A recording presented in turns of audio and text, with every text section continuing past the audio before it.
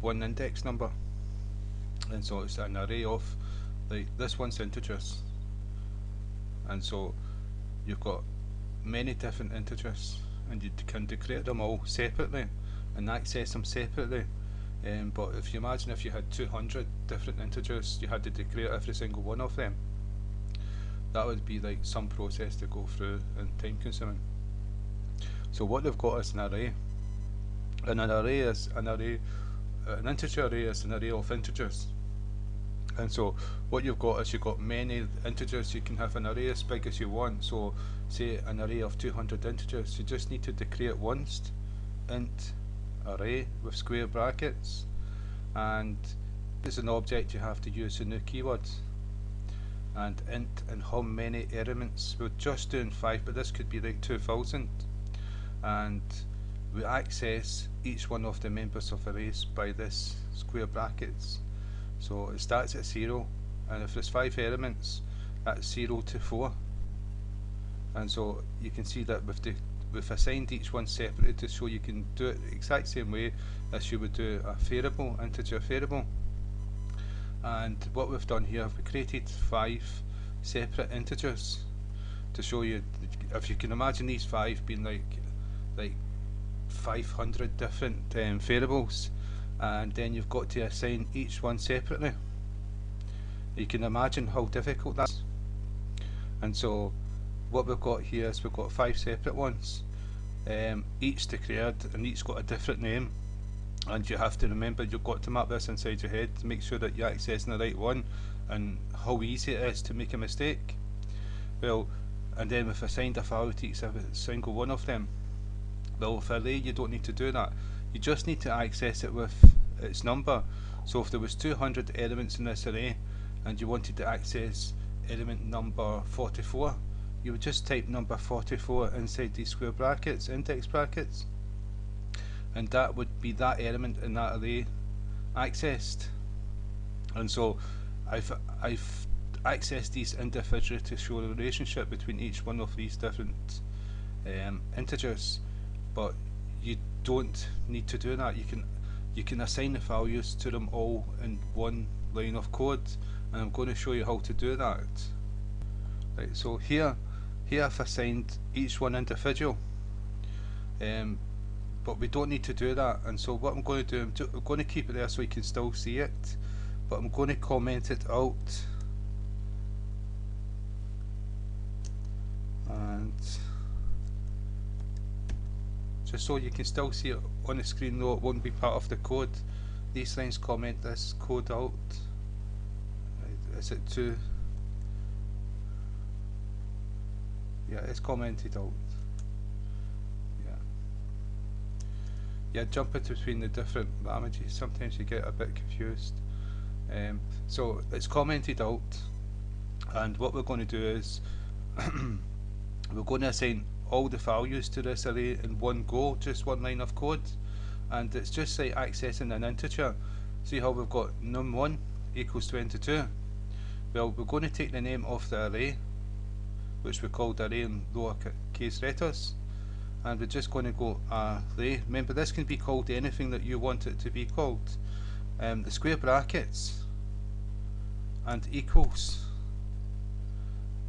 and then you've got the braces. Remember, the braces groups elements of code together, so it's going to start at 0 and work its way down to the end of the array, and each one's going to be separated by a comma. And so we've got 5 different ones to put in. So what we're going to do is just the even numbers. That's 8, and we'll put 10. So that's 1, 2, 3, 4, 5 elements in a code. Right, but what we're going to do, this should be, we've declared it all 1 here, and so I'm going to declare it in 2 parts. I'm going to put this part in a constructor. Cut. And then if we do the new int, and if we do array,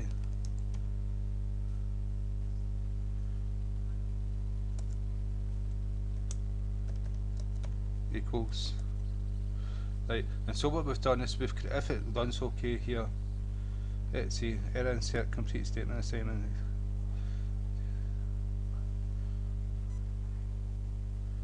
Let's see.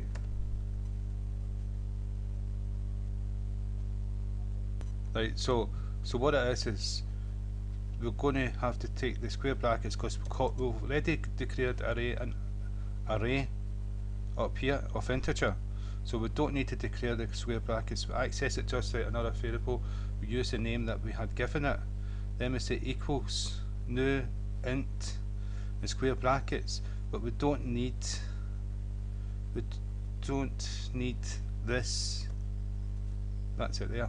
We don't need two equal signs, so it's just like declaring another object, because an array is an object, and so what you've got is array equals new int square brackets and then your group of code, and whatever's in your group of code is going to go into your array, and each one of these is that this is 0, 1, 2, 3, 4, so that's 5 different elements, and each one is separated by a comma, and so if we run this you'll find that it compiles okay.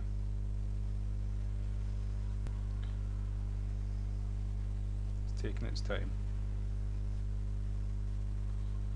There you go, and you can see we've got 2, 4, 6, 8, 10 what we put in here, and just to prove it I'm going to change the 6 to 38, and if we run the program again, and you can see that 6 was changed to a 38, so we've assigned it all in one go, and this could be like 200 different integers, variables that would have to type out individual and access them individual, and we can do it all in the one.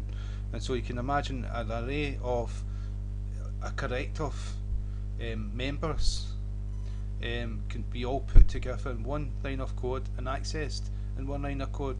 And so as you can see, this print statement down here, all we're doing is array square brackets, and we're putting the variable num inside it. We've got this for it, we've covered for it, and you've got num equals 0, num less than 5, then you've got increment num, and in num's going to go 0, 1, 2, 3, 4 and stop.